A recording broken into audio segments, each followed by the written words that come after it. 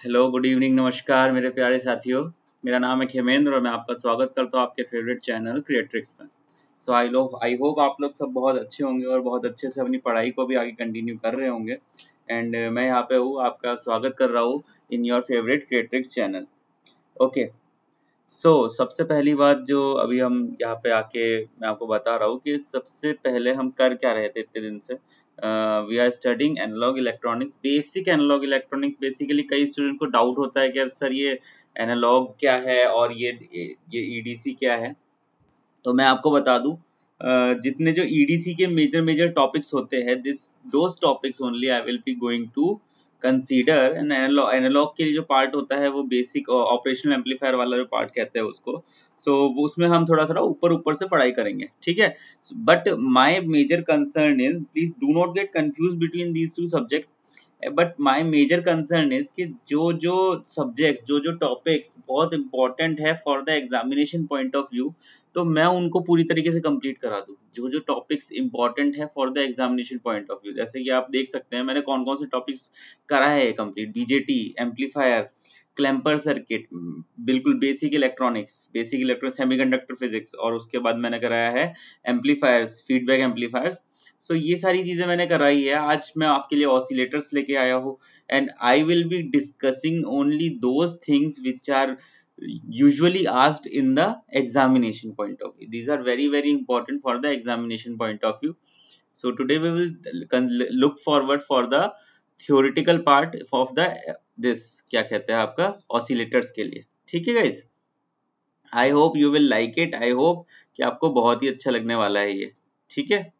तो आगे चलते हुए मैं आगे चल रहा हूँ और आपको, मुझे उम्मीद है पूरी की बहुत ही इंटरेस्टिंग होने वाला है आपके लिए पूरा सेशन तक, क्योंकि ये जो सेशन है ये बहुत ही ज्यादा अच्छा हो जाएगा आपके लिए, ठीक है। सबसे पहले मैं चलता हूँ आगे और बताता हूँ आपको थोड़ी बहुत हमारे बारे में। This is about me, this is my name Khemendra, and this is me Khemendra, and we are here teaching you analog electronics. What I am teaching here, my name is Khemendra.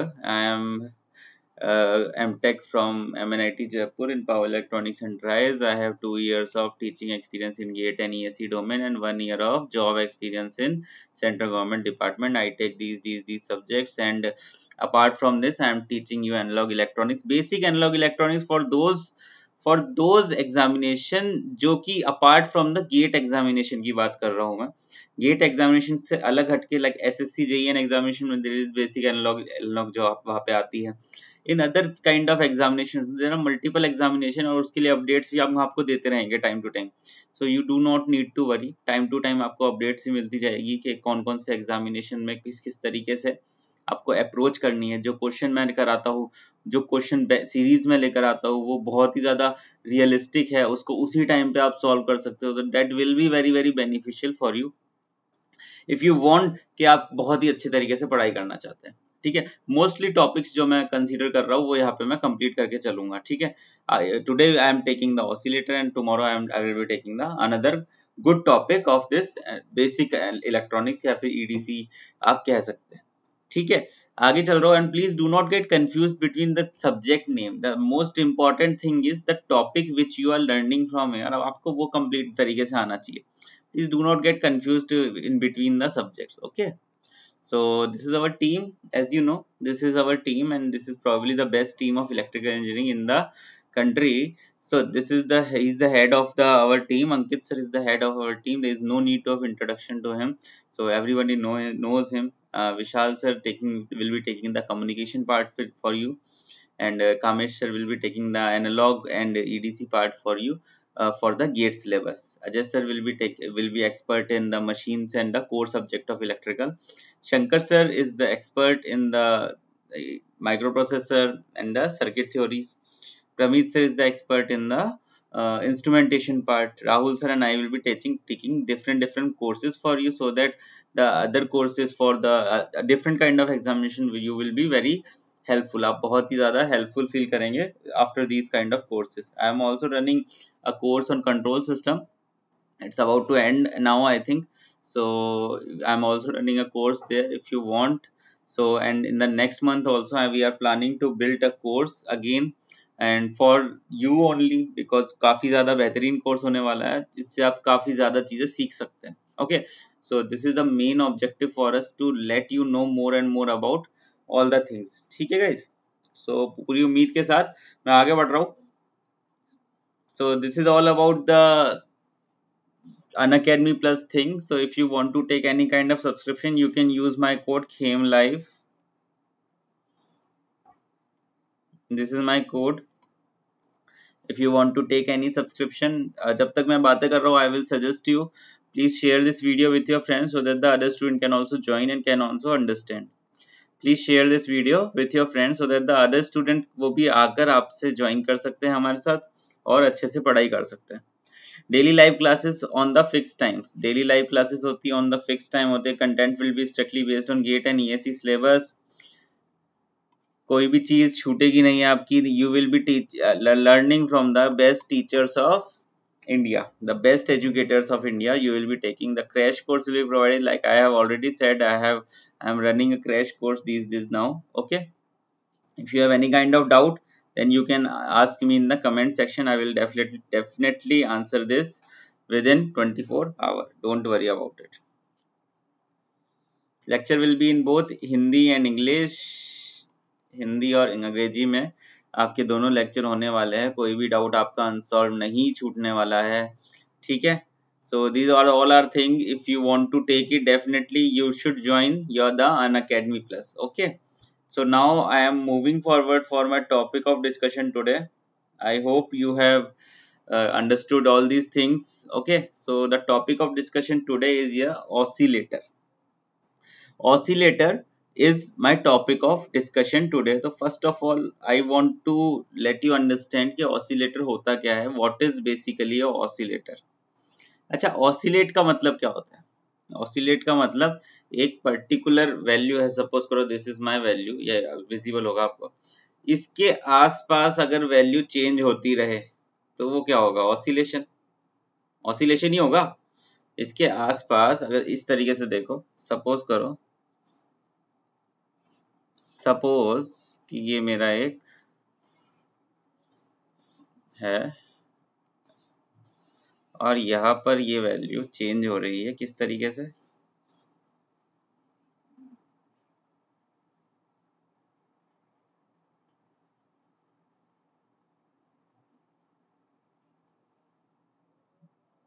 क्या ये इसको मैं ऑसिलेशन कह सकता हूँ?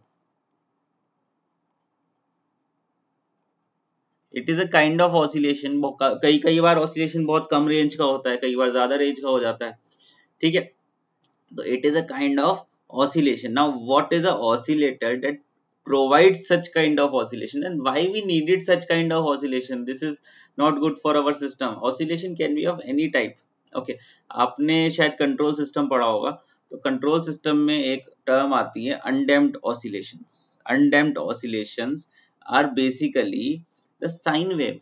Undamped oscillation are basically a kind of sine wave. Okay, क्योंकि किसी भी तरीके की damping is not provided at that point of oscillation. Undamped oscillation के लिए जो जीटा की वैल्यू होती है, डैम्पिंग फैक्टर, वो जीरो होता है।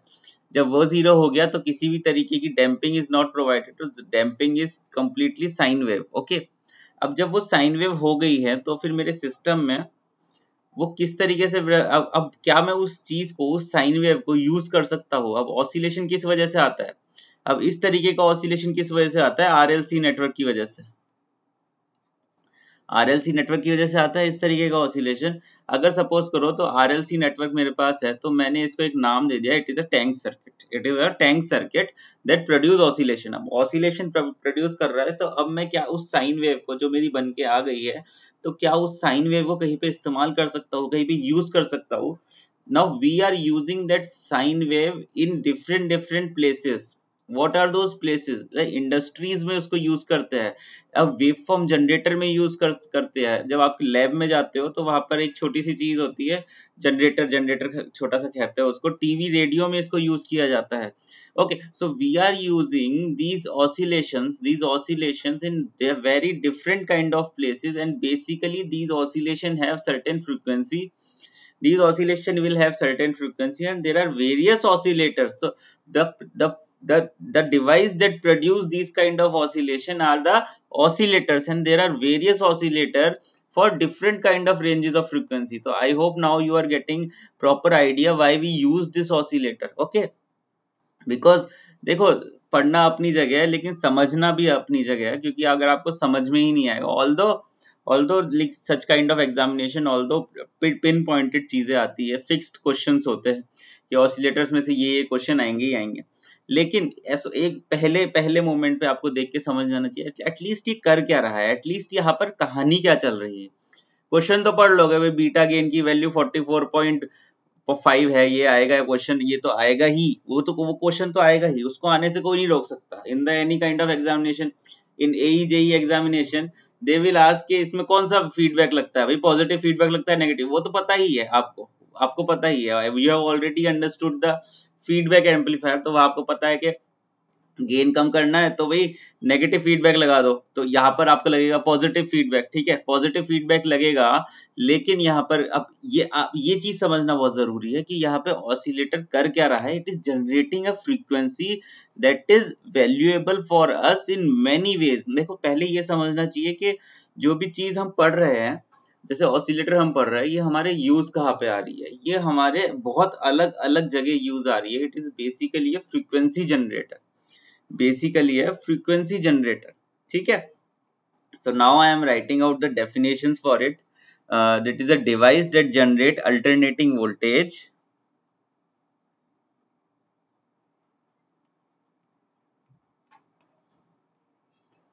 oscillator is a device that generate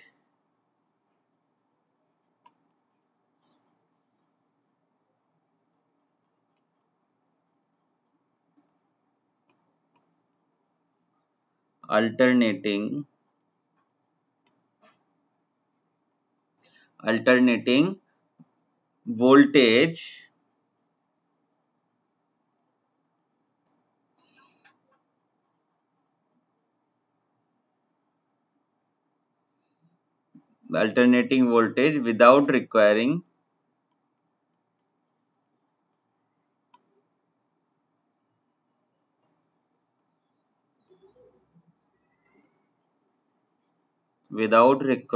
any external applied voltage signal.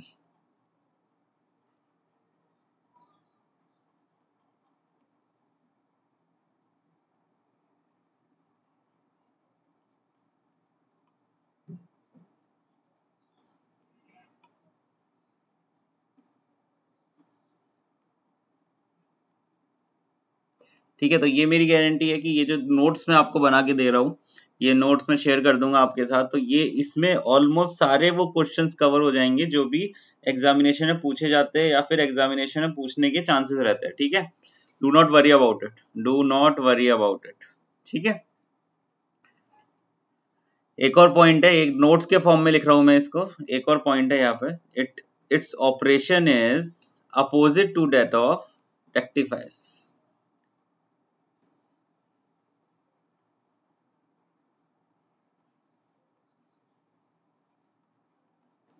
operation is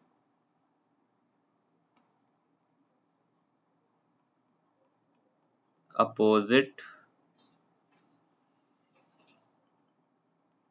of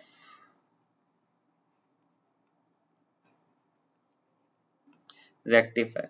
इसका जो ऑपरेशन है वो बिल्कुल बिल्कुल अपोजिट होने वाला है रेक्टिफायर के, ठीक है। इसका जो ऑपरेशन है वो बिल्कुल अपोजिट होने वाला है हमारे रेक्टिफायर के, तो this is also main point of consideration, ठीक है। ओके, अब इतना मैं समझ में आ गया मुझे कि भाई ऑसिलेटर क्या होता है। It is a waveform generator, it is a waveform generator. तो इसके एग्जांपल भी थोड़े बहुत लिख देता हूं मैं। अब इसके एग्जांपल लिख देते हैं। एग्जांपल क्या होता है, एग्जांपल ये होता है इसका टीवी रेडियो, टीवी रेडियो में यूज होता है, इंडस्ट्रियल इंस्ट्रूमेंट में यूज होता है, TV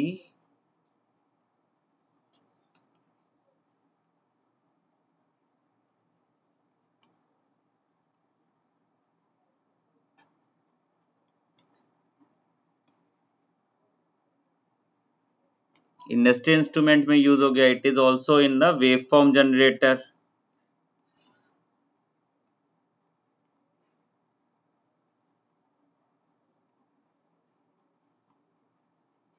it is also a kind of wave form generator. ठीक है, so there are different type of oscillators also, different type of oscillator, it is defined, it is categorized in the different form। okay, so यहाँ पर मैं एक range लिख रहा हूँ, यहाँ पर इस तरफ मैं एक रेंज लिख दूंगा, या फिर नेक्स्ट पेज में लिख देता हूँ, ताकि उसमें आपको ये पता चल जाएगा कितनी कितनी रेंजेस होती है और क्या क्या फ्रीक्वेंसी रेंजेस होती है। कई कई बार फ्रीक्वेंसी रेंजेस पूछ लेता है ये एग्जामिनेशन में, कई कई बार फ्रीक्वेंसी रेंजेस पूछ लेता है, तो फ्रीक्वेंसी रेंजेस पूछ लेता है अलग अलग टाइप के ऑसिलेटर्स की, तो मैं वो लिखने वाला हूँ अभी यहाँ पे।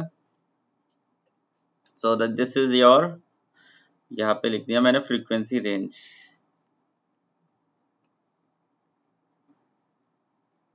कई कई बार पूछ लेता है कि ऑडियो फ्रीक्वेंसी रेंज क्या होती है, वीडियो और ये दूसरी रेंज क्या होती है माइक्रोवेव ऑसिलेटर की, तो वो मैं लिख दे रहा हूँ क्योंकि ये कई कई बार एग्जामिनेशन में पूछ लेता है। देखिए मैं आपको सिर्फ वो बताने वाला हूँ जो कि एग्जामिनेशन पॉइंट ऑफ व्यू के लिए बहुत बहुत इंपॉर्टेंट है। ठीक है, don't worry about it, I will not waste your time in teaching each and everything.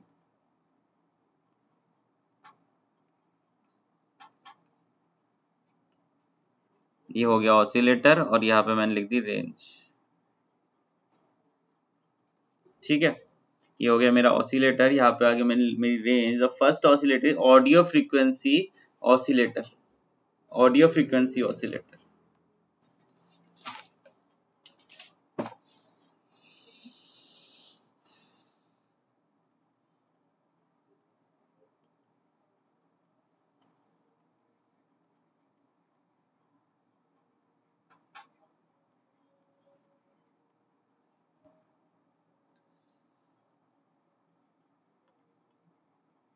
Audio frequency oscillator की रेंज कितनी होती है, 20 हर्ट्ज से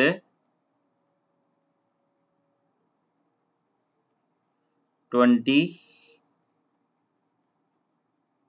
kilohertz, 20 hertz to 20 kilohertz will be the range in the audio frequency oscillator. These are the points which are meant to be remember. Okay, second one is the radio frequency।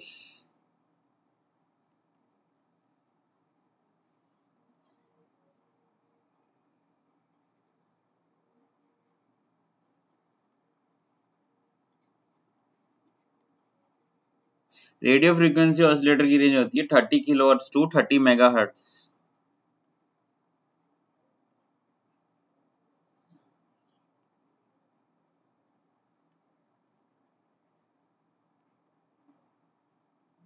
Thirty kilohertz to 30 megahertz. This is my 1, this is my 2, now my 3 number is very high frequency oscillator।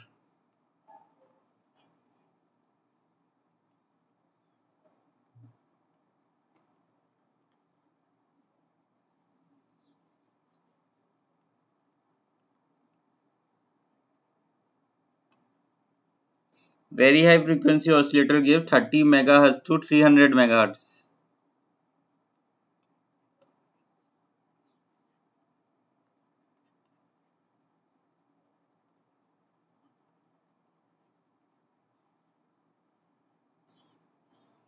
For number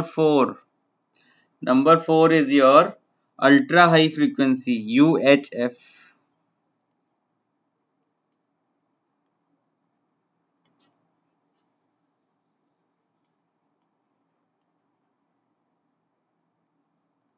oscillator, it will be 300 megahertz to 3 gigahertz।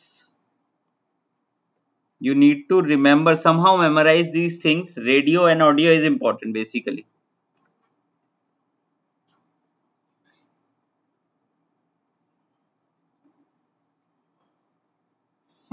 Ultra के बाद microwave oscillator.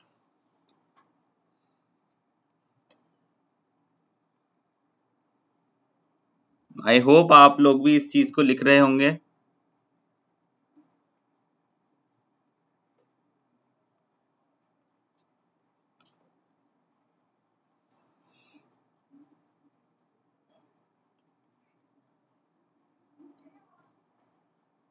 gigahertz से above. So these are the ranges of different oscillators. अलग अलग oscillator की different ranges है. So this need to be kept memorized because these kind of direct question mostly asked multiple times they have asked this question कि भाई ये radio frequency कितनी होगी और ऑडियो फ्रीक्वेंसी कितनी होगी. ठीक है, रेडियो ऑडियो को बेसिकली पूछ लेता है तो वो तो याद रखना ही रखना. उसके ऊपर चला गया तो वेरी हाई, अल्ट्रा और माइक्रोवेव. ठीक है, so these are the things that you need to be remember. These are the things which you needed to be remember. ठीक है, after this consideration, now the next point of consideration I was having कि भाई इसका वो operation कैसा होता है, operation of oscillator. ठीक है, what is the next thing I am considering here is the operation of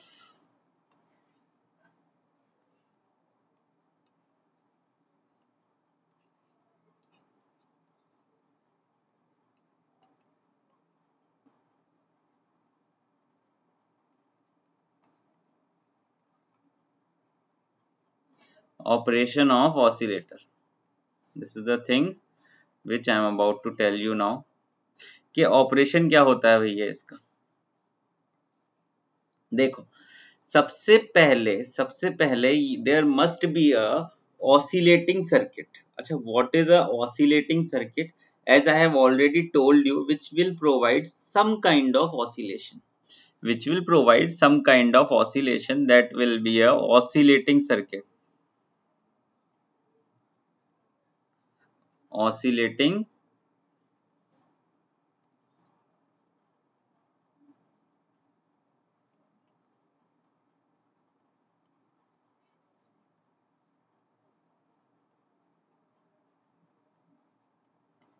अब ये जो ऑसिलेटिंग सर्किट का ब्लॉक आ गया, मैं इसको ना इस एक ब्लॉक में बंद कर देता हूं, सपोज करो. ठीक है, ये तो मैं समझ गया. अब ऑसिलेटिंग सर्किट है ये मेरा और मैंने इसको एक ब्लॉक में बंद कर दिया. अब क्या आगे कहानी है. द ऑसिलेटिंग सर्किट क्या करता है, एक एक चीज के बारे में बता दूंगा. It will produce a kind of oscillation in a small signal. Produce a kind of oscillations in a small signal. Basically what will oscillating circuit have? Basically resistance, capacitive or inductance. Resistance, capacitive or inductance, because these are the passive elements are used to produce some kind of oscillations. Because of these passive elements, they are used to produce some kind of oscillation. Basically this oscillation circuit is also known as a tank circuit. This oscillation circuit is also known as tank circuit. This is a tank circuit where the oscillation is produced, now after producing these kind of oscillation, what will happen? After producing these kind of oscillation, these oscillation must be sent to a amplifier. These oscillations must be sent to a amplifier.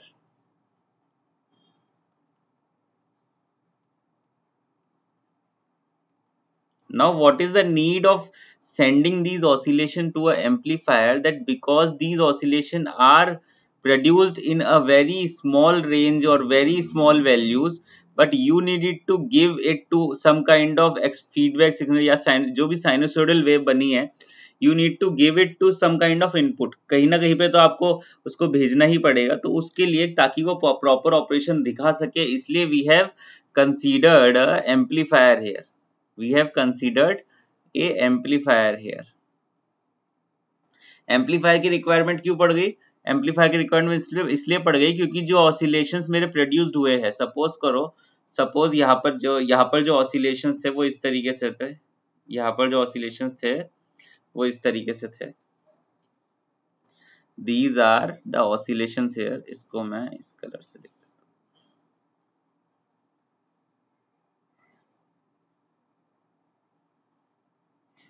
These are the oscillation here.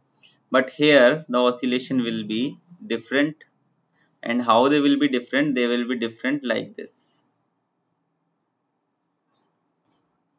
देखो अभी एक second. यहाँ पर जो oscillations होंगे वो कुछ कुछ इस तरीके के होंगे।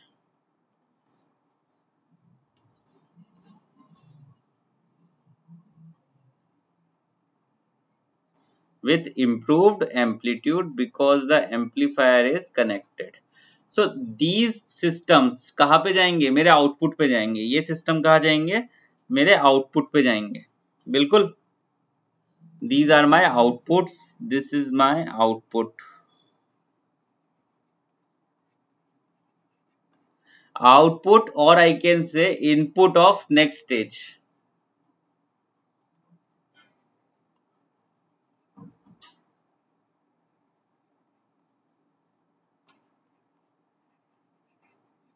I can say this. Now what will happen? This is the oscillatory circuit, और oscillatory circuit को power कहाँ से मिली? There must be some kind of power which should be provided in this oscillatory circuit, that is the DC signal which is provided in the oscillatory signal. DC signal provide किया जाता है, small value का DC signal is provided from here.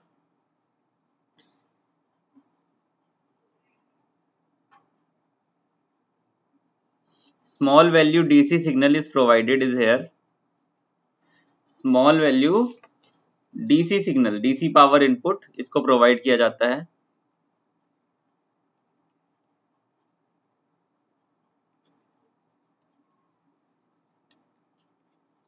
Now इतना तो समझ में आ गया, इतना तो समझ में आ गई कहानी। अब जरा और आगे समझो। अब थोड़ी सी कहानी और जरूरत है। Suppose there must be some change in the output, there must be some change in the output. तो how will my input of oscillatory circuit should respond कि भाई इतना चेंज मेरे आउटपुट पे आ गया है। This is provided by the feedback network. We have produced a feedback network. उसकी वजह से क्या हो गया, आउटपुट पे अगर कोई भी चेंजेस है that can be sensed back and the changes in the oscillatory circuit can be made. So the feedback signal is provided in some kind of control to provide the control in the oscillatory circuit.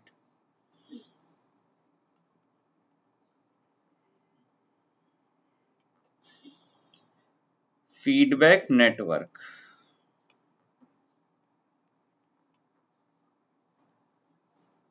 this is my feedback.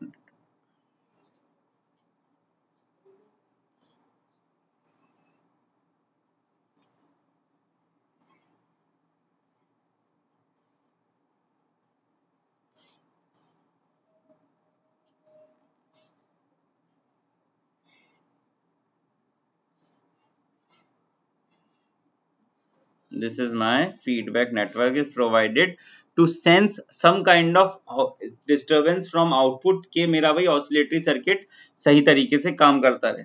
ठीक है। So why we use this oscillatory circuit to provide the oscillations at a lower values।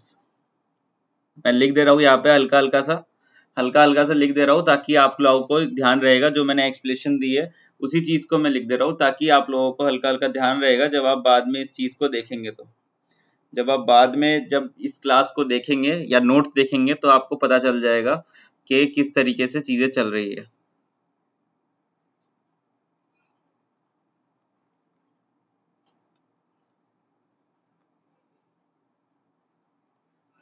Circuit is used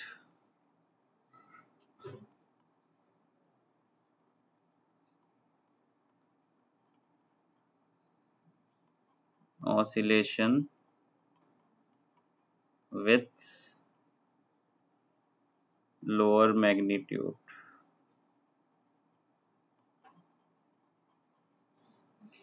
This is the first point।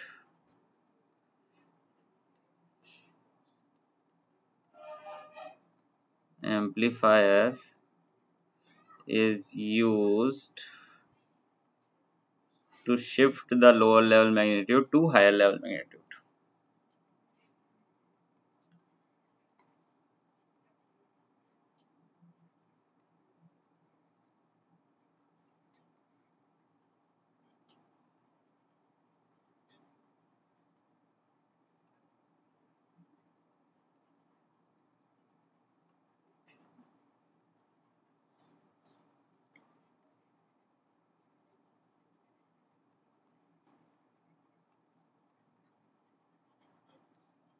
Last में आ गया feedback signal is used to sense the output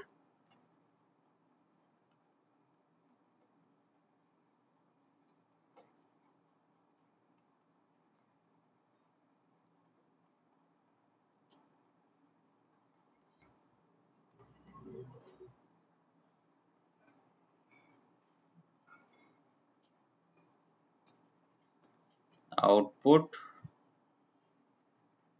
and gives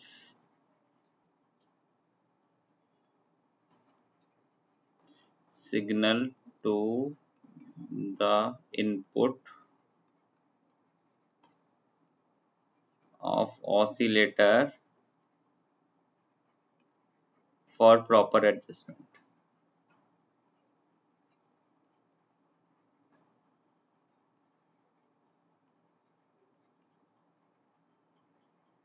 So this is all about the basic operation of oscillator. I hope you have understood this concept very easily. ठीक है. Now I am moving forward for my another next topic of discussion today. Okay, because all these topic of discussion will be very helpful for your examination point of view. ठीक है ना. So I am moving ahead for my another topic of discussion. चलो. So my other topic of discussion now is your Barkhausen criteria. The Barkhausen criteria is a very important topic to know that what should be the characteristic of oscillator to produce oscillation. Okay, this is the best method, क्योंकि जितने भी हम circuit अब आगे पढ़ेंगे ना वो इसी के ऊपर बेस्ड होने वाले हैं. ठीक है. Barkhausen criteria.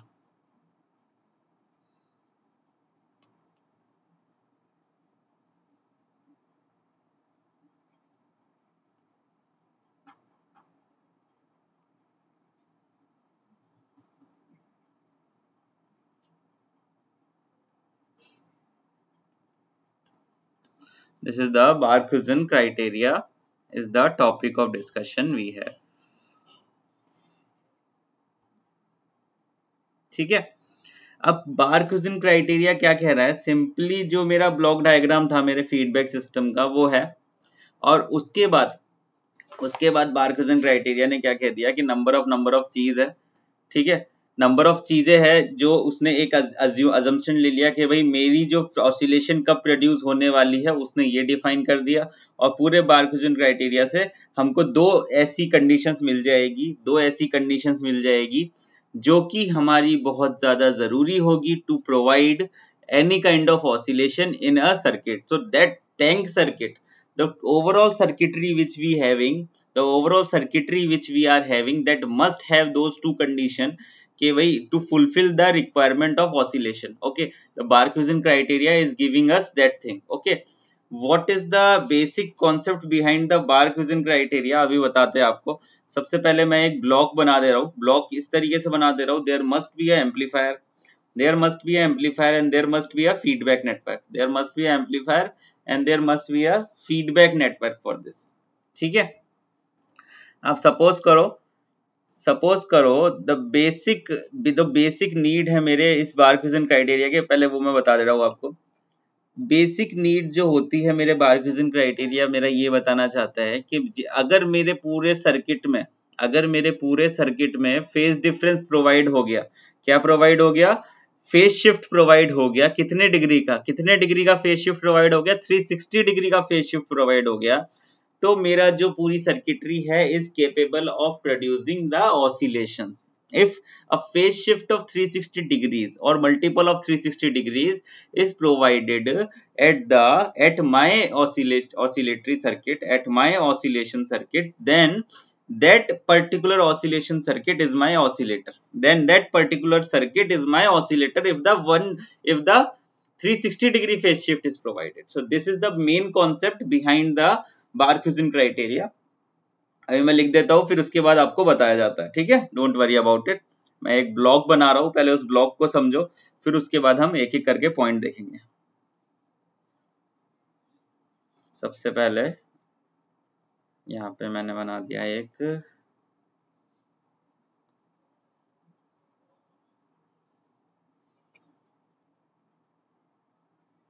This is my summer.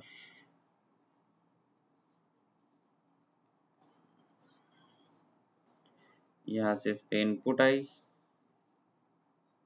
this is the output.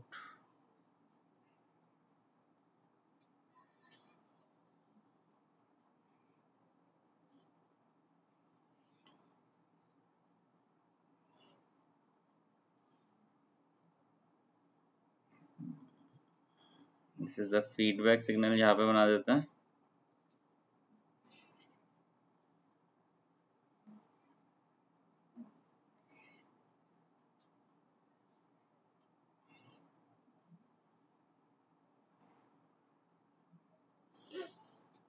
And ये समर को मैं कंप्लीट कर देता हूँ.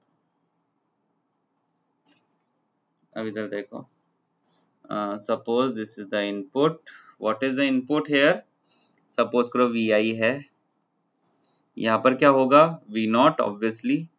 यहाँ पर मेरा एम्पलीफायर है, ये बेसिक एम्पलीफायर.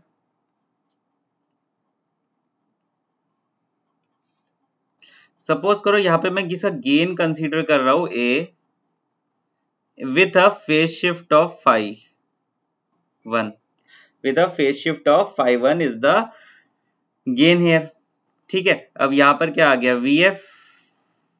VF होता है यहाँ पे बिल्कुल. जब VF आ गया तो this is a feedback.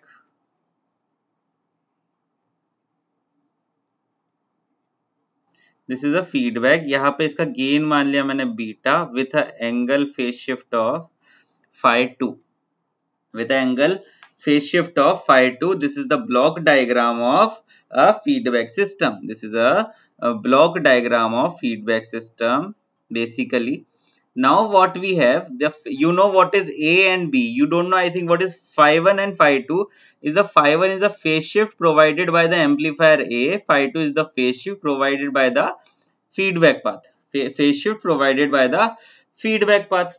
Now you very well know what will be the value of V0 by V1. You very well know what will be the value of V0 by V1. मैंने इसका derivation feedback amplifier जब कराया था, जब मैं कर चुका हूँ इसका डेरिवेशन ऑब्वियसली. ठीक है, as this is a positive feedback, तो फिर क्या हो जाएगी? AF की वैल्यू हो जाएगी AF what is V0 divided by VI will be equal to A times of phi 1, A times of phi 1 divided by 1 minus A beta. Angle क्या हो गया? phi 1 plus phi 2. A beta phi 1 plus phi 2. Now oscillations are produced when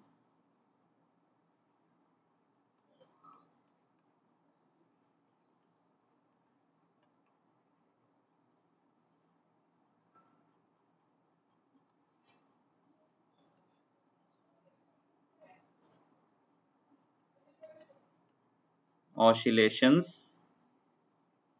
are produced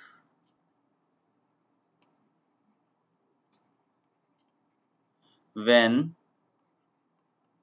AF बराबर क्या होता है? V0 by VI must be infinity. जब ये case मेरा इंफिनिटी हो जाएगा तब मेरी ऑसिलेशंस क्या हो जाएगी?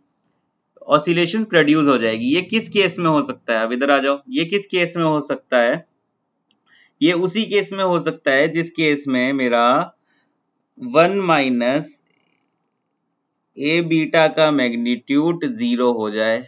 जब 1 माइनस ए बीटा का मैग्नीट्यूड 0 हो जाए, it means the first case of consideration is a beta का मैग्नीट्यूड हो चुका है 1.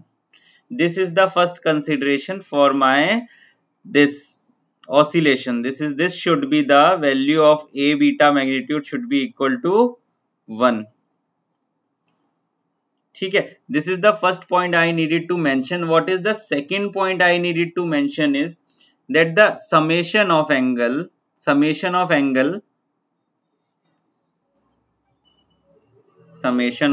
phi 1 and phi 2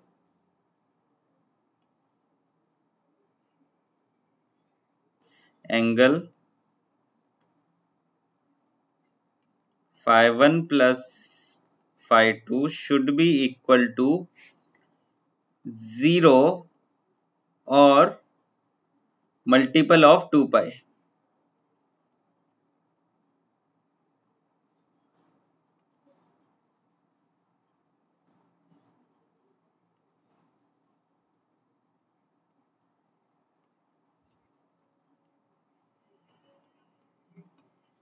ठीक है, this is another consideration which is very important for me, this one. With these two consideration we can say कि भाई मेरे system में ऑसिलेशंस बन जाएंगे. This is my consideration number 1 according to Barkhausen criteria. This is my consideration number 2. ठीक है, with these two things I can say कि मेरे जो ऑसिलेशंस है ये मेरे बन जाएंगे in this thing. A total phase shift in the complete closed loop. Total phase shift in the complete closed loop should be, यहाँ पे वापस से लिख दे रहा हूँ इसी पॉइंट को. Phase shift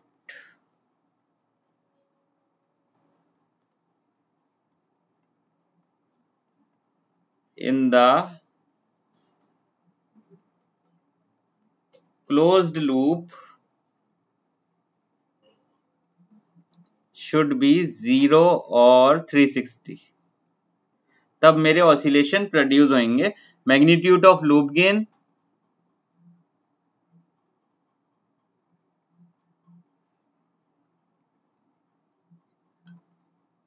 A beta magnitude should be 1. This is the condition according to the Barkhausen criteria. These are the condition according to the Barkhausen criteria. ठीक है, so these are the things which I have already covered. So देखो क्या क्या बताया अभी. Operation बताया है और ऑपरेशन के बाद ये the range of frequency बताई है. ये जो सारी चीजें हैं ये मैं आपको बता चुका हूँ और ये बेसिक ऑसिलेटर ऑपरेशन तो मैं बता ही चुका हूँ आप लोगों को. ठीक है, आई होप आप लोगों को यहाँ तक बिल्कुल समझ में आ रहा होगा, कोई समस्या नहीं आ रही होगी. अब मैं आगे चल रहा हूँ मेरे नेक्स्ट टॉपिक ऑफ डिस्कशन पे. Next topic of discussion is the RC phase shift oscillator. This is the question they will definitely going to be asked in the examination about the RC phase shift oscillator. Multiple times question पूछा जा चुका है. So वो मेरा next topic of discussion है.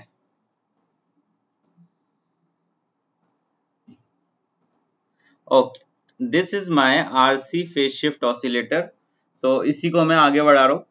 So basic मेरा property क्या रह गई, या तो एंगल जो पूरा फेज शिफ्ट है वो मेरा फेज शिफ्ट होना चाहिए 360 डिग्री का. 360 डिग्री का फेज शिफ्ट होना चाहिए और उसके बाद क्या क्या चीजें होनी चाहिए. Total 360 degree phase shift and the loop gain होना चाहिए A beta should be equal to 1. ठीक है, so this is my next topic, first topic of discussion जो मेरा ऑसिलेटर की बात कर रहा हूं मैं. RC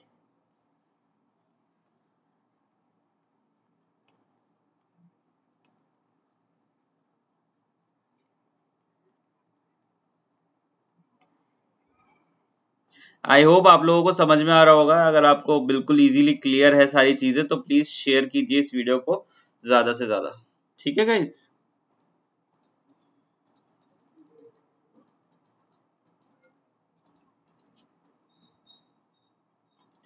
ये मैं इसको यहाँ ले आता हूँ.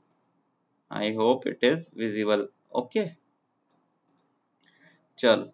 सो this is my RC phase shift oscillator. यहाँ पे विजिबल है ना बिल्कुल. ये थोड़ा सा और बड़ा कर देते हैं, ऐसा करते हैं.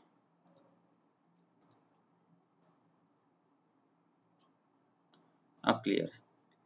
ठीक है, so this is my RC phase shift oscillator, nothing but. So what is here in this RC phase shift oscillator? The main motive of us is that कि मेरे पूरे सिस्टम में जो पूरा जो फेज शिफ्ट है वो 360 डिग्री हो, या तो 0 डिग्री हो, या तो 0 डिग्री हो या फिर 360 डिग्री हो. अब इसमें कितने डिग्री होने वाला है, इसमें होने वाला है 360 डिग्री. RC फेज शिफ्ट में मेरे पूरे सर्किट का जो वो है जो पूरा चेंज है वो 0 डिग्री होने वाला है. ठीक है, so this is what about my RC phase shift. अब RC phase shift में क्या क्या चीजें होती है वो मैं एक एक करके यहाँ पे लिखने वाला हूँ कि RC phase shift में क्या क्या चीजें होती है वो मैं एक एक करके यहाँ पे लिखने वाला हूँ, आपको पूरा समझ में आ जाएगा। The resistant R1 is use to provide the biasing in the complete circuitry. Biasing provide कराने के लिए ये जो मेरा अंदर एम्पलीफायर सर्किट है, ये मेरा जो ट्रांजिस्टर है, इसको बाइसिंग प्रोवाइड कराने के लिए कि कितनी वोल्टेज इस पॉइंट पे आएगी, उसके लिए मेरा R1 रेजिस्टेंस यूज किया जाता है। R1 रेजिस्टेंस यूज किया जाता है, ठीक है। ये जो कैपेसिटर है, this capacitor is called CE। ये capacitor is called CE, is use to provide the bypass, is used to provide the bypass current, ठीक है। I am telling these points because these question has been asked in the examination, okay, don't worry about it, this question has been already asked in the examination। तो मैं वही point को discuss कर रहा हूँ यहाँ पे, वही सारे पॉइंट्स को डिस्कस कर रहा हूँ यहाँ पर। जो आपका जो RL है, ये जो RL कनेक्टेड है यहाँ पे, it is used, this is the load resistance which control the collector voltage. This RL is used to control the collector voltage which is here. This is the collector, this is emitter base collector, this is emitter, this is base, this is collector. I am looking forward for these points because these points only are asked in the multiple examination। तो मैं इस point को लिख भी दूंगा, पहले मैं बता रहा हूँ, उसके बाद लिख लूंगा। R1 is used for biasing, CE is used for bypass, RL is used for controlling the collector voltage। अब आगे चलो, और क्या क्या क्वेश्चन बनते हैं, और क्या क्या क्वेश्चन बनते हैं कि the 180 degree phase shift is provided by the common emitter configuration। 180 degree phase shift is provided by the common emitter configuration and 60 and 60 degree phase shift is provided by the RC network। जैसे ये RC network है, ये मुझे 60 degree, यहाँ पर ये मुझे 60 degree provide कराएगा, ये मुझे 60 डिग्री प्रोवाइड कराएगा, ये मुझे 60 डिग्री प्रोवाइड कराएगा, और ये मुझे 180 डिग्री प्रोवाइड कराएगा। टोटल अगर ऐड करोगे इट विल बिकम 360 डिग्री। तो 360 डिग्री का ही फेज शिफ्ट तो आपको चाहिए इनपुट से आउटपुट पे आने के लिए, तो उसी के लिए मेरा ये यूज किया जाता है RC phase shift oscillator. I hope this point is clear, because ये जो क्लियरिटी है ना, ये आपको कहीं और नहीं मिलेगी। बिल्कुल इसी तरीके से हमें पढ़ना भी चाहिए। अब मैं एक एक पॉइंट्स यहाँ पे नोट डाउन कर रहा हूँ, नोट डाउन इसलिए कर रहा हूँ क्योंकि वो अगर आप इन नोट्स को बाद में पढ़ेंगे तो एग्जामिनेशन पॉइंट ऑफ व्यू के लिए आपको सारी चीजें क्लियर हो जाएगी, ठीक है, सारी की सारी चीजें क्लियर हो जाएगी, do not worry about it. First point is R1 is used to provide biasing to circuit।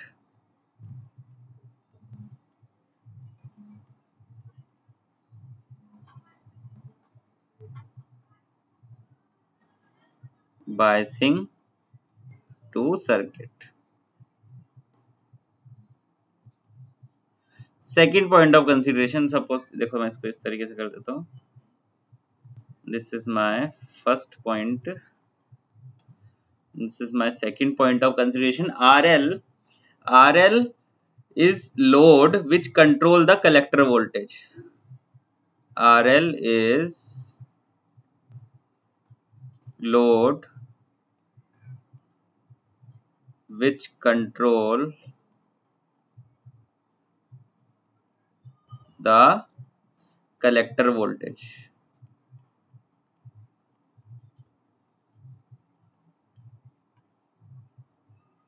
Each and every point which I am writing here is a kind of question, so please concentrate। CE is used to provide, CE is a bypass capacitor, CE is a bypass capacitor, CE is a bypass capacitor which prevent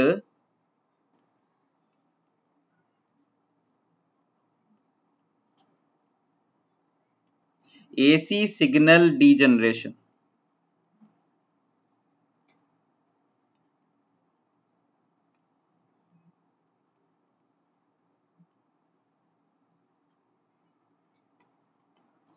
These kind of question are already been asked in the examination, so please pay attention, ठीक है। Now अब देखो हुआ क्या है, यहाँ पे feedback signal किस कहाँ से प्रोवाइडेड है, feedback signal is provided with the 3 identical RC sections.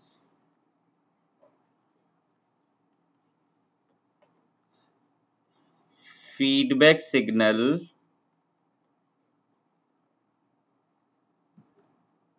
is provided by three identical RC section. Feedback signal is provided by the three identical RC section की तरफ से आपको feedback signal provided है. ठीक है, अब यहाँ पे आ जाओ.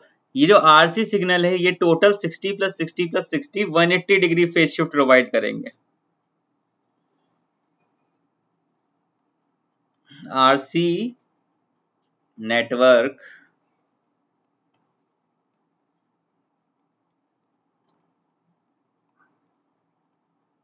provides 180 degree phase shift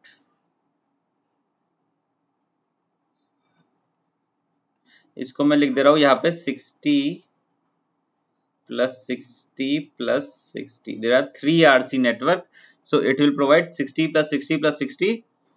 ठीक है, 180 degree phase shift between the input and output. Between the input and output.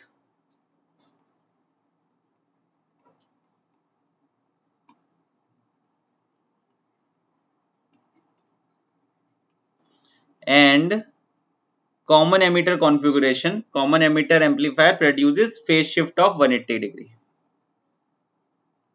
Common emitter amplifier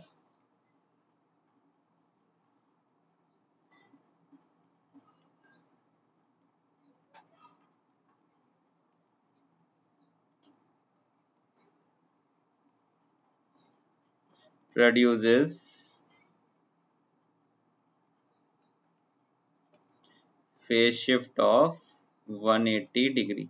So overall the overall phase shift becomes 360 degree. The overall phase shift of this amplifier, this oscillator becomes 360 degree. This is what we are doing here to provide the phase shift of 360 degree. Okay, I hope these points are clear because these points are generally being asked in the examination. The total phase shift becomes 360 degree, or that is essential for requirement of sustained oscillation. Total phase shift requirement is the for oscillation is your 360 degree. So I hope you are clear with it. I hope you guys are clear with it. Now what am I doing is I am writing the points to remember because I don't want to invest my time in the derivation part because that derivation part is not being asked in the objective type question. Basically that is my main motive. I can do it also, but I don't want to invest my time in the derivation part and to take your time also. Okay, तो derivation part मैं नहीं कर रहा हूँ, मैं सीधे के सीधे आ रहा हूँ points to remember. क्या क्या points मुझे remember रखने हैं examination point of view के लिए, तो उन पे मैं आ रहा हूँ यहाँ पे सीधे सीधे RC phase shift के लिए important points. ये जो पूरी एक एक लाइन है, ये एक एक लाइन आपको इसका सिस्टम समझा देगी. एक एक लाइन से क्वेश्चन बनते हैं, एक एक लाइन से क्वेश्चन बनते हैं, तो that is very important.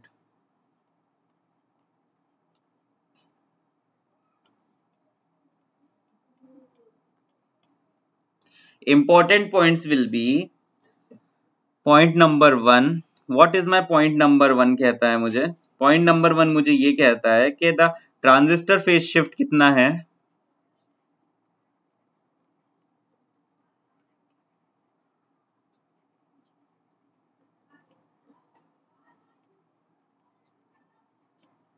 Shift is 180 degree plus कितना 3 set of RC.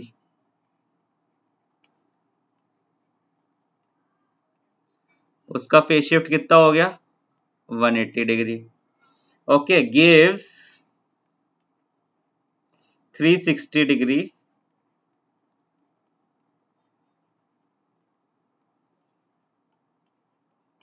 Phase shift. ठीक है, second point of consideration after the derivation it will come. I am not going through the derivation completely. The frequency of oscillation.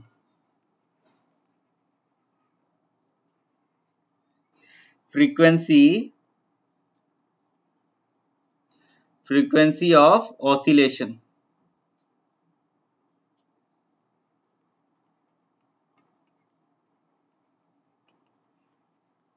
Frequency of oscillation आपकी हो जाएगी f will be equal to 1 divided by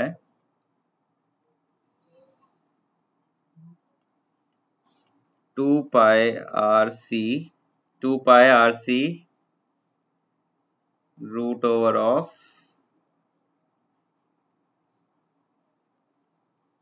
6 plus 4k. Now what is this k here? You know what is c.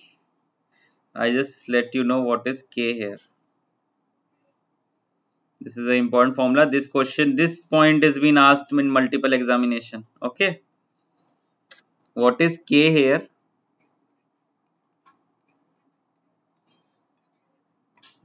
RC divided by R. K is RC divided by R. ठीक है, आगे चल रहा हूं मैं. If k is 1, k की value अगर 1 हो गई तो फ्रीक्वेंसी कितनी हो जाएगी?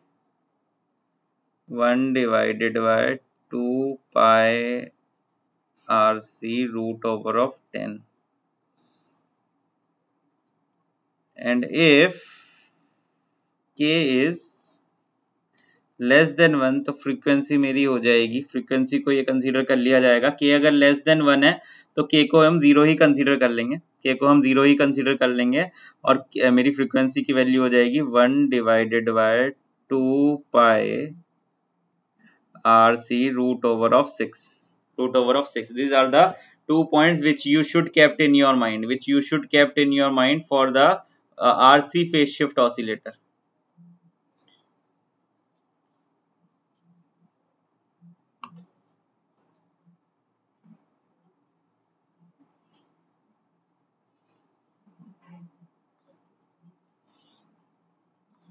ठीक है, एक और पॉइंट है, 2 पॉइंट और है बेसिकली अभी. और third point of consideration is minimum value of HFE in transistor is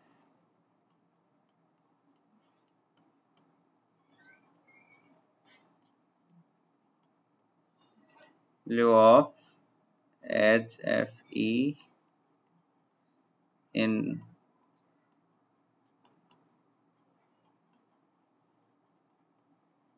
is 44.5. Again the gain of RC phase shift oscillator would be, gain कितना हो जाएगा? 29.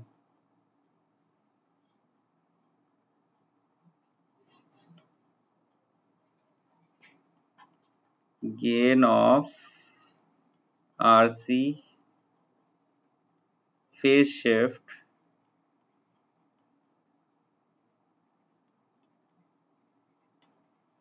oscillator would be 29.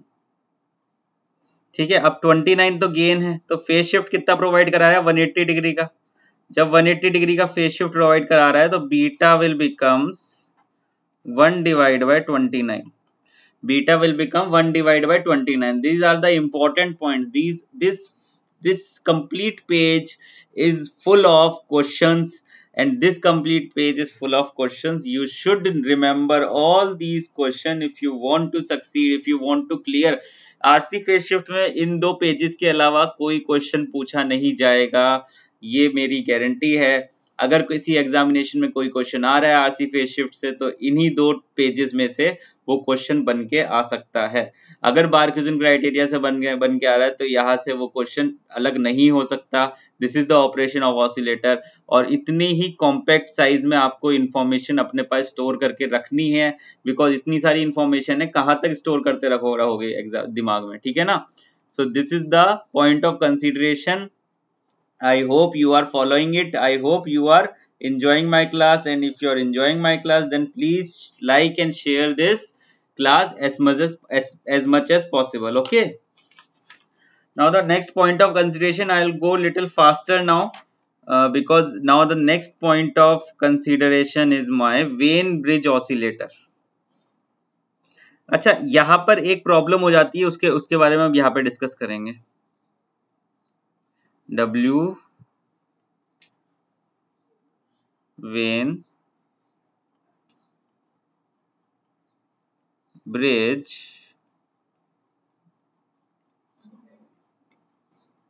Oscillator.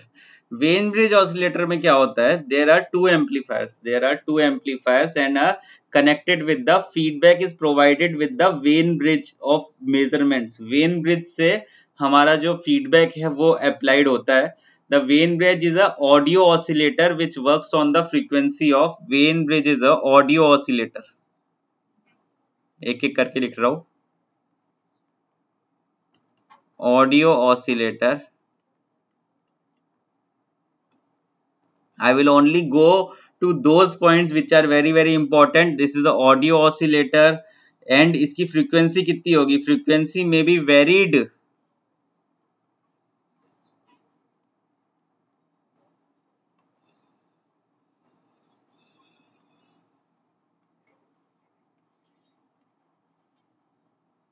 Frequency may be varied. Frequency may be varied in the range of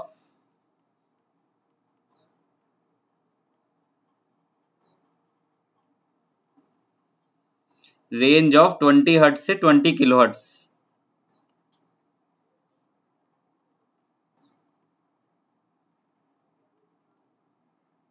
You will get to know that how these notes are important when you see the previous year questions of the other examination. In one examination they have asked this question only कि when bridge oscillator किस frequency पे काम करता है, audio frequency पे या फिर इस फ्रीक्वेंसी पे. सो ऑब्वियसली ऑडियो फ्रीक्वेंसी यहाँ पे आपको दी हुई है 20 hertz to 20 kilohertz.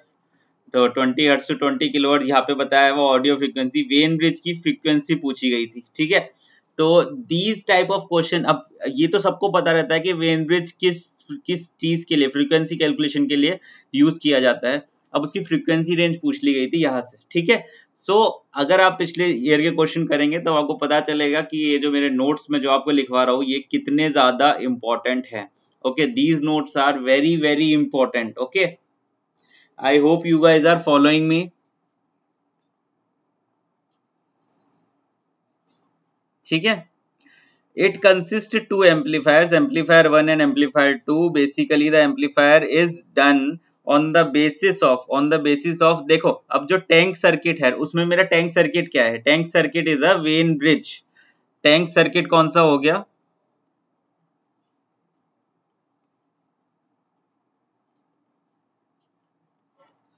Tank circuit is your Wien bridge.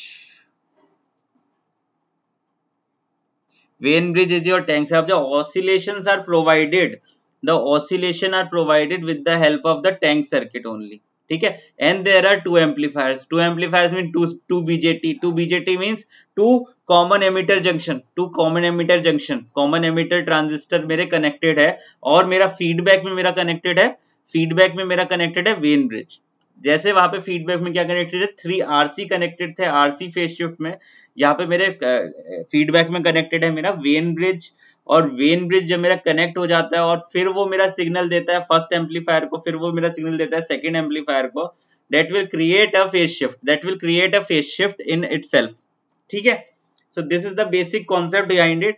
The vein bridge here is not used to produce the phase shift, it is used to provide the oscillations of a tensor.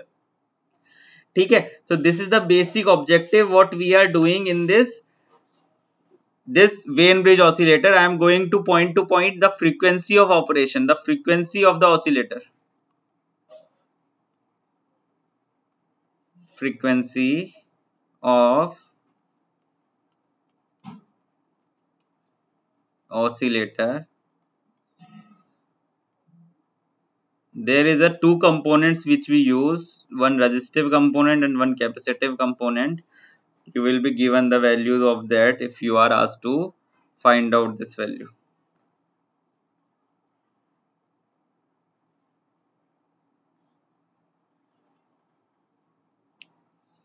ठीक है।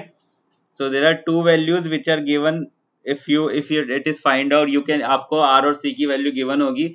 इस तरीके का question आ चुका है एक दो बार, ठीक है, इस तरीके का भी क्वेश्चन आ चुका है।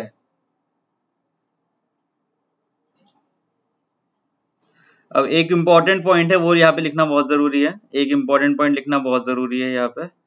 मैं बस पॉइंट टू पॉइंट चल रहा हूँ, बिकॉज पॉइंट टू पॉइंट चलकर ही हम चीजों को क्लियर कर पाएंगे, ठीक है। The required gain in the amplifier of sustain oscillation in the brain bridge oscillator, required gain कितना होगा, gain of Wien bridge oscillator will be, there will be a phase shift so that the beta value will be 1/3. 1/3 will be the value of beta, ठीक है। अब देखो एक block बना रहा हूं मैं, एक ब्लॉक बना रहा हूं, और ब्लॉक बनाने के बाद मैं इसको और क्लियर से कर दूंगा, ठीक है। In the next slide I will do it, in the next slide I will do it. ये इसी जो मेरे सस्टेन ऑसिलेशन का जो मेरी जो पूरी प्रोसेस है, इसको एक और तरीके से हम बता सकते हैं, एक और तरीके से बता सकते हैं। क्वेश्चन किस तरीके से आ सकता है एग्जामिनेशन में, वो चीज बता रहा हूं मैं। बस सिंपली एक ब्लॉक बनाने जा रहा हूँ। सपोज करो कि ये मेरा एक ओपीएमपी है,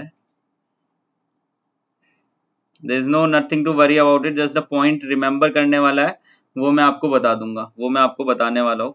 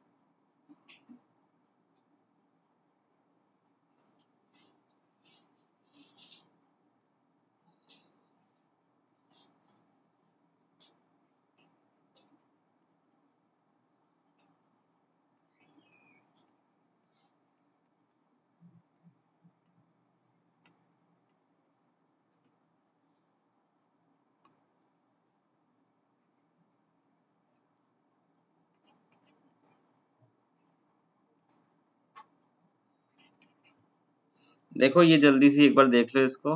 the most important point here is, this is the arrangement of the oscillator, this is the arrangement of oscillator. अगर हम इसको कंसीडर करने वाले हैं, सो ये है मेरा C, ये है मेरा R, this is my R, this is my C। Simple when bridge oscillator है ये, this is a when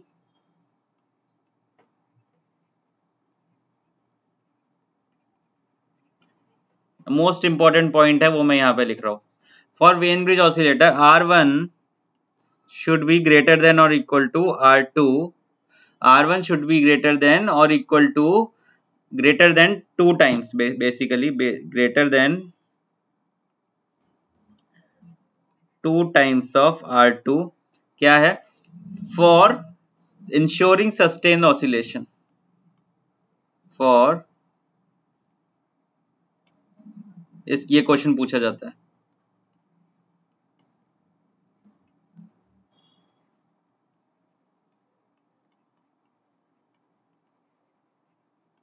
For ensuring sustained oscillation, this is another question they will definitely going to be asked in the examination, ठीक है। अब देखो ये why it is frequency range है ना इसकी, ये देखो यहाँ पर इसको अलग अलग रेंज के लिए यूज किया जाता है, but RC phase shift can not be used for variable frequency range. RC phase shift को हम अलग अलग फ्रीक्वेंसी रेंज के लिए यूज नहीं कर सकते।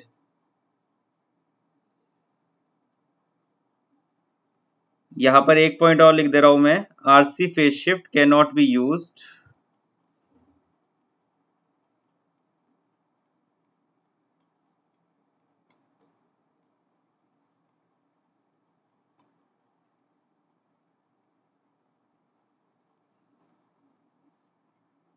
फॉर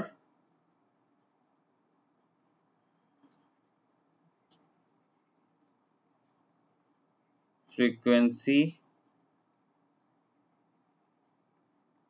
एक पॉइंट और है, दो मेरे एम्पलीफायर है, एम्पलीफायर्स बोथ एम्पलीफायर्स का जो नेट फेज शिफ्ट है, net phase shift of both amplifier will be 0। This is also a good point.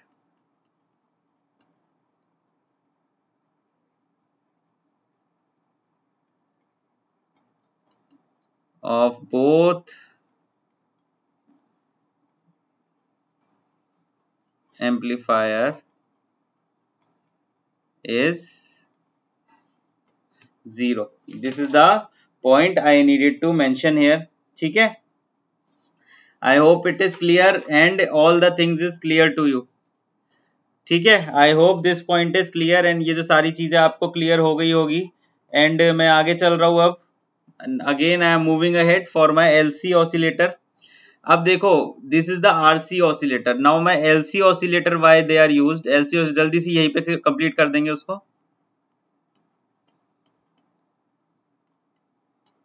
LC oscillator को क्यों यूज किया जाता है? For higher frequency, for higher frequency range, used for higher frequency range, used for higher frequency range. जो L और C है, L और C are used, LC combination are used for, LC combination are used for the tank circuit।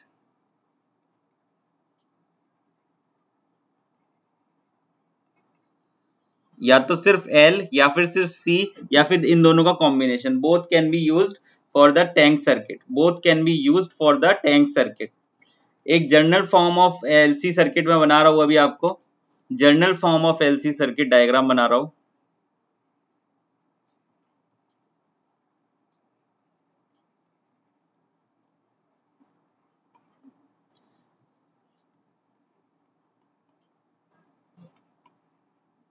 Journal form of LC oscillator का diagram बना रहे हैं अभी।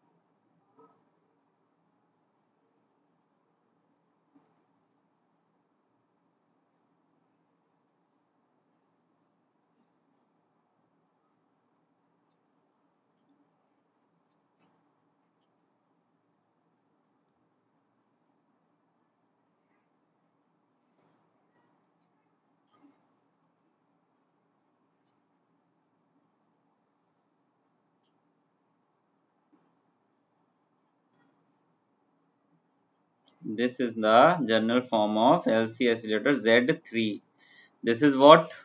This is a current source HFE I naught. This is HIE।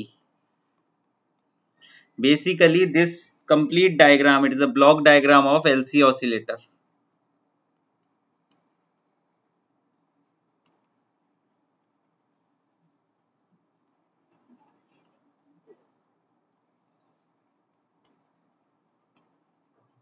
This is the block diagram of LC oscillator. ठीक है.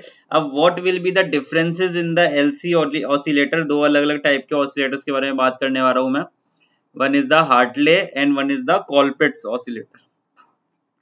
Hartley and Colpitts oscillator. जब मैं इसको कैलकुलेट करने वाला हूँ तो बस डिफरेंस बताऊंगा मैं, और इसमें फाइनल वैल्यू ये बता दूंगा कि किस तरीके से आने वाली है. ठीक है. अब देखो इधर हार्टले ऑसिलेटर की बात कर रहा हूं मैं. Construction is same. They will not ask the question from the construction. They will ask the question from the output. जो वैल्यू आई है फ्रीक्वेंसी की, वहां से क्वेश्चन पूछते हैं.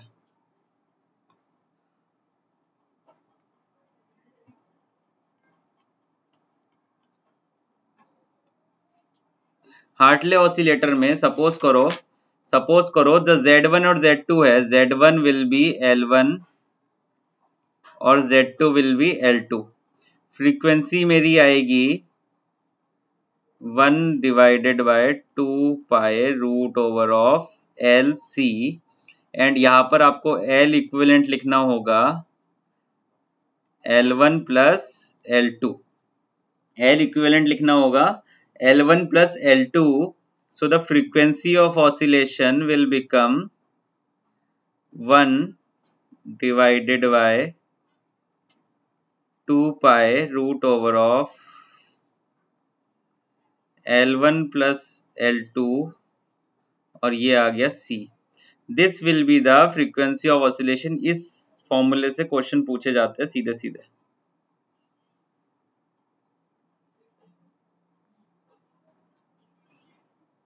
इस फॉर्मूले से क्वेश्चन पूछा जाता है सीधा सीधा, and this will be the frequency of oscillation. ठीक है. The phase shift 180 degree phase shift is provided by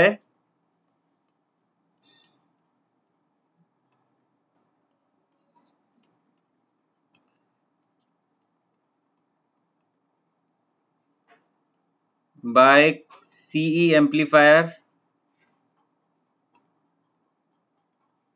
and 180 degree phase shift is provided by this L and this inductance and capacitor. यहाँ पे Z3 जो है ना, this Z3 is your capacitor.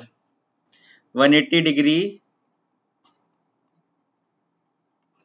phase shift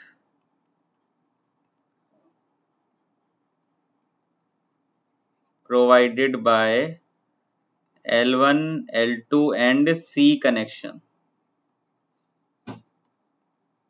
Basically this is your L1, L2, C is your tank circuit. Next line में चल रहा हूं, Colpitts oscillator.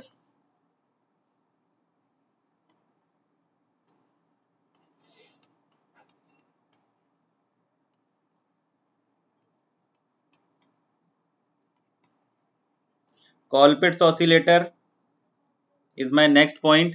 Colpitts oscillator में सिंपल सा है, जो मेरा Z1 is your C1, Z2 is your C2, and जो मेरा Z3 है it is L.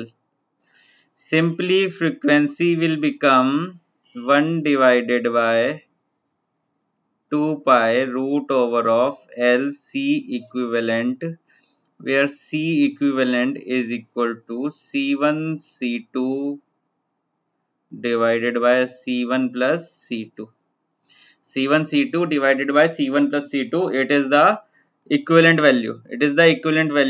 And the 180 degree phase shift is provided by the BJ is your common emitter configuration. 180 degree